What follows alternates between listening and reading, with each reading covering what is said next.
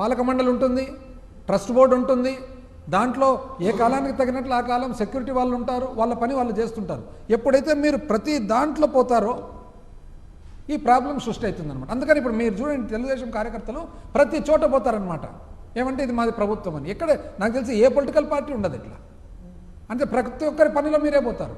Revenue department వాళ్ళ దగ్గర మీరే, తహసీల్దార్ ఆఫీస్లో మీ వాళ్ళే కూర్చుంటారు. టౌన్ ప్లానింగ్కి పోతే ఇప్పుడు ప్లాట్ లేదని ఎవరన్నా రియల్ ఎస్టేట్ వాళ్ళు ప్లాట్లు వేసుకోవాలంటే మీ వాళ్ళ పర్మిషన్ తీసుకోవాలా. పోలీస్ వాళ్ళు అయితే తలకాయ పట్టుకొని కూర్చున్నారు పాపం. ఏం చేయాలి సార్, అసలు ఇబ్బందికరమైన పరిస్థితి వచ్చింది, మాకే అసలు మనస్సాక్షి దెబ్బతింటుంది. ఎందుకంటే మాట మాట్లాడితే మేము అధికార పార్టీ. ఇది ఎందుకు అట్లా జరుగుతుంది? మీరు ఇచ్చిన సంకేతం వలన. అసలు ఇప్పుడు కాశీబుగ్గ ఇష్యూనే తీసుకుంటే నిజం చెప్పాలంటే ఎందుకు జరిగింది ఇది? అదొకటి. ఈ ఆలయాల్లో రిపీటెడ్గా ప్రతిసారి ఎందుకు జరుగుతుంది? అసలు ఇంతవరకు మీరు నోటబుల్ యాక్షన్ ఏదన్నా కానీ ఇటువంటి జరగకుండా ఒక చర్య తీసుకున్నారా?